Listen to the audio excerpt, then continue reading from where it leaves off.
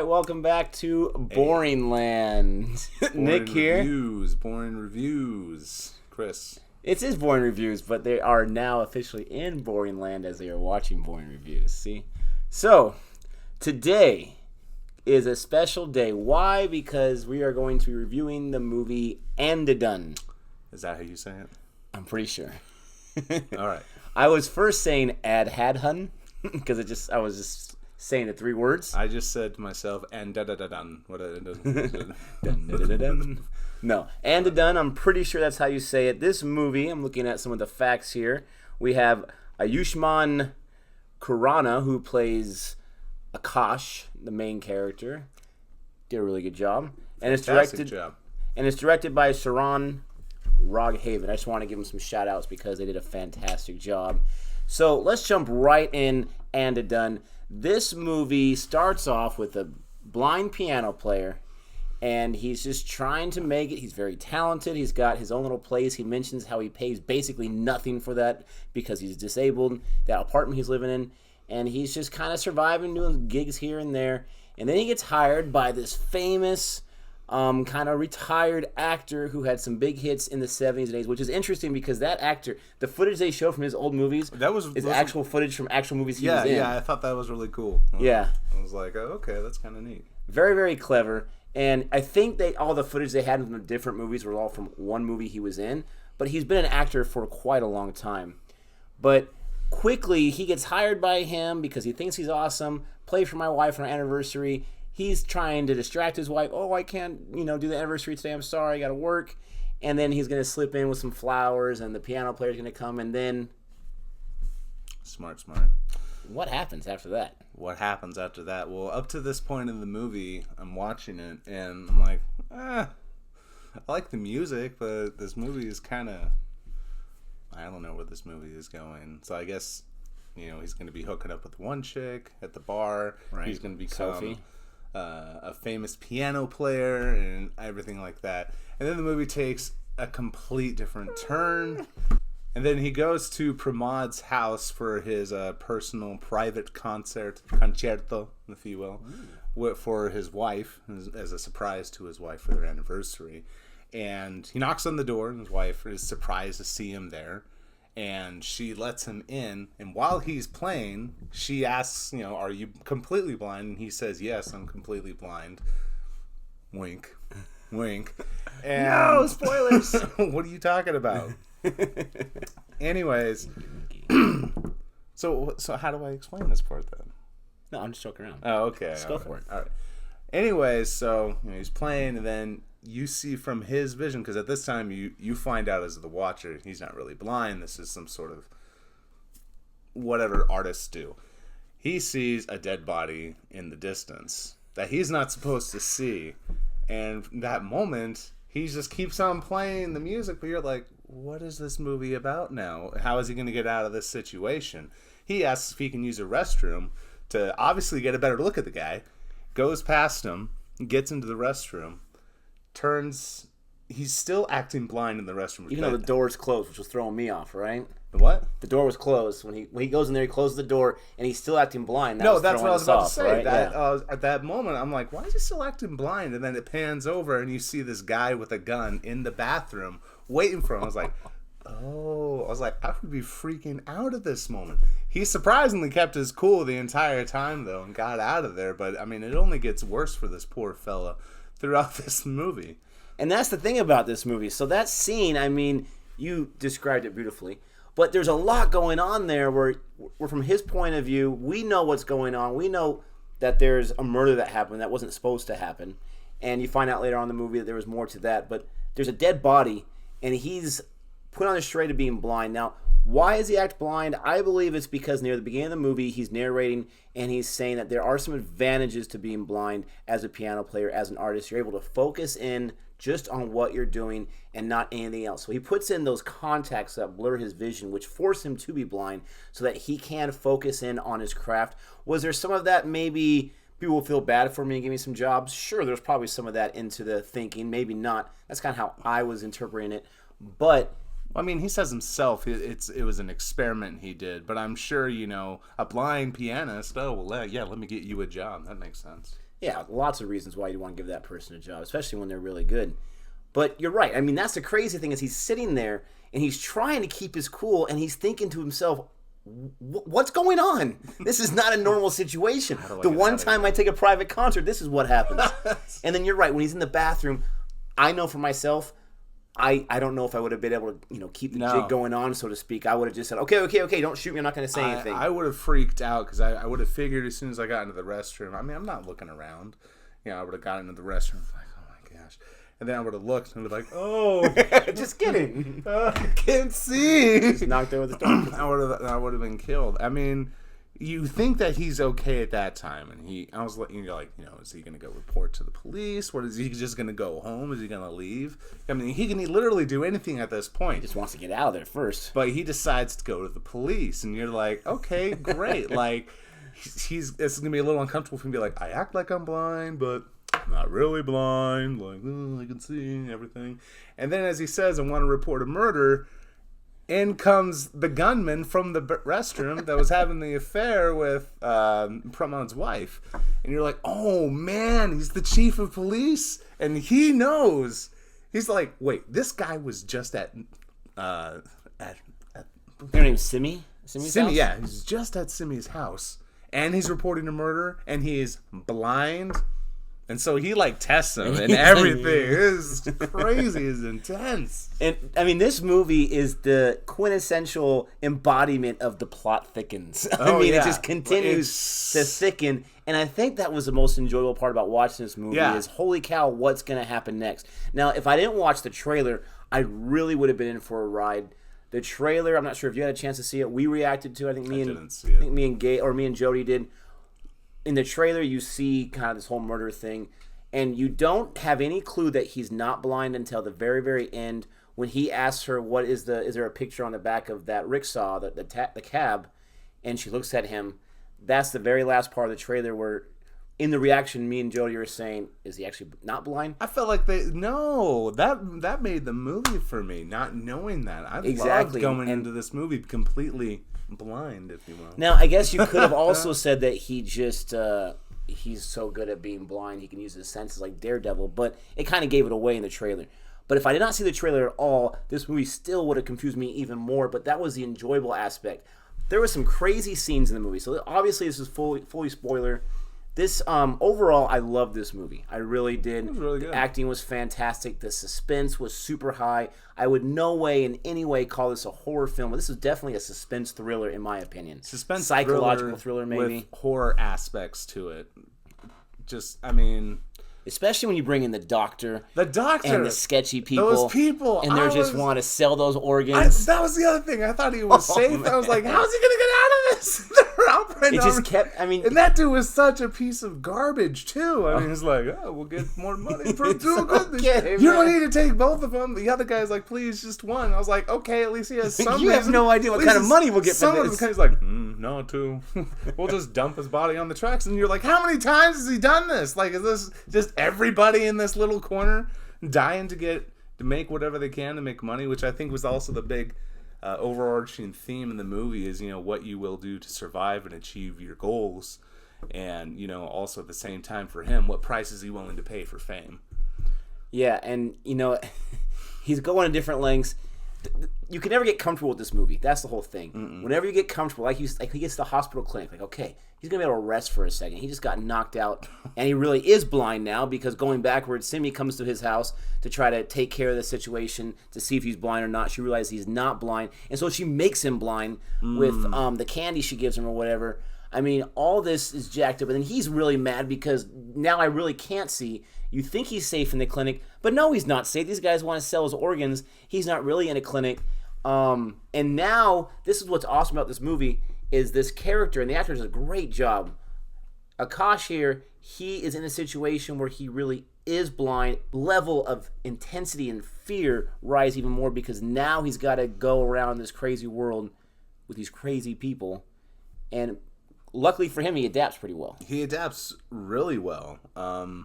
Which also, kind of like the people before, have they done this before? Has he done stuff like this before? He's obviously been faking to be blind. Yeah, he's willing to do some things. it's not the first time that he's done something shady in his life, but you can clearly see throughout the movie he has much higher set of morals than do his counterparts in the film. But holy cow, this movie, man. I mean, it's this true. movie was nuts. I was watching it with Jody. She's not here right now to review, but I was watching with Jody, and we were just, every 5 minutes, like, what is going on? What is going on? This movie's crazy. This movie's crazy. It had me enthralled the entire time.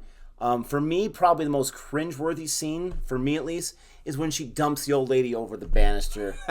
I mean, he opens the elevator door and just throws her over. That kind of freaked me out a little bit. I was studying for a test at the same time I was watching this movie, which goes again to show how great this movie is, because I strongly felt that they were showing you the story by just the cinematography and pictures alone. You didn't necessarily need the words, but you obviously, if you wanted to know more what was going on, you would like to read them or hear them if you speak the language.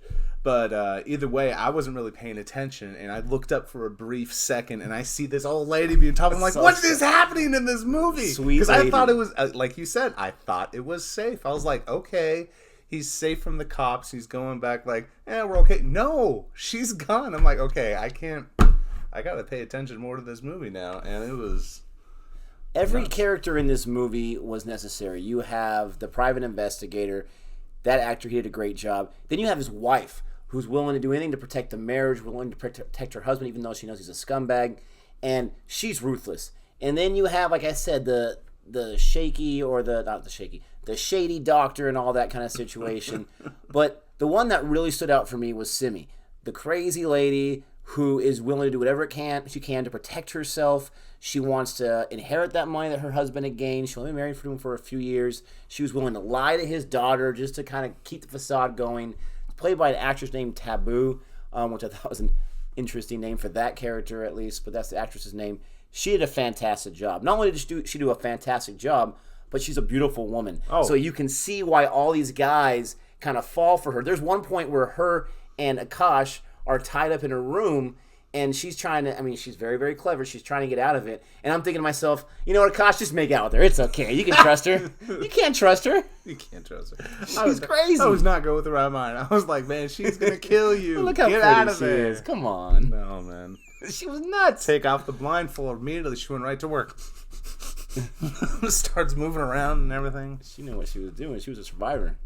But it was really clever. They even used the audio footage of the little video he was taking of her when she was cooking to try to trick the blind man in thinking that he had gotten home or whatever. Surprise! And so, so many elements to this movie. It was really, really hard to watch when she makes him blind because he's in that room, and then he goes back into his apartment, I think a little bit later, and you have the police guy trying to attack him too. This guy just really went through it, and he's just trying to survive. That one scene that we see where we understand that he's just imagining it, but where he just calls out these people, I wish that would have happened in real life. But if that would have happened in real life, the movie would have ended. No, for sure. And I was wondering, like, what are they going to do? Like, what if he just called everyone out right now and they go through that moment in his head where that happens? And for a moment there, I'm like, if this is really what's happening, like, this guy's screwed.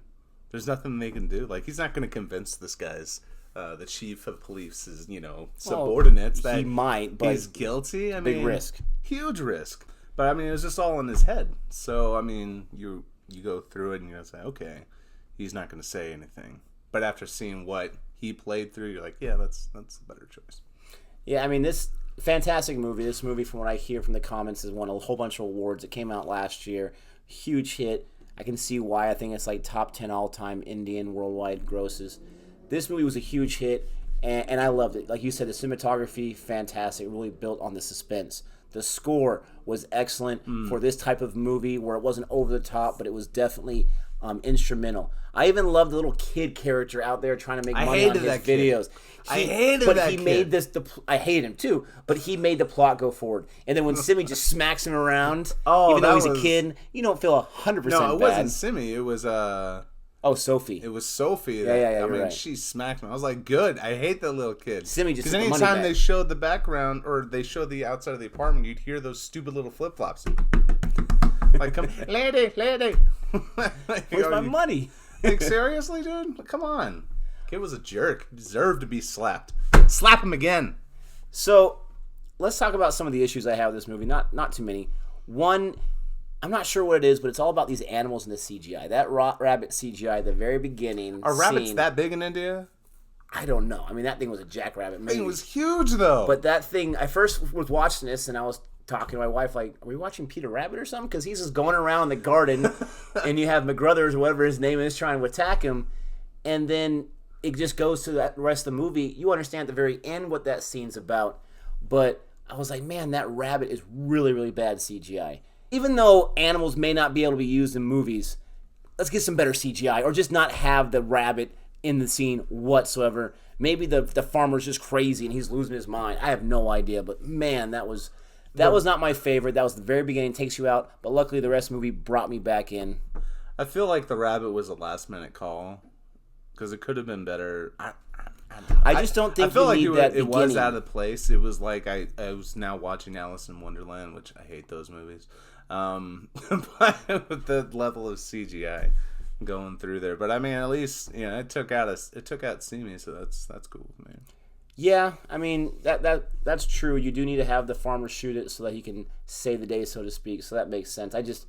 I'm sure they did the best job they could with the rabbit, but I mean that's my biggest complaint. It's just a rabbit. That's how good this movie is. Yeah. Now let's talk about the very end, because this is where you can go either way. Someone mentioned it has an Inception ending, and now I kind of understand what they're saying, or this or that. So at the end, Akash, he's with the doctor, and he's got Simmi in the back. She gets out.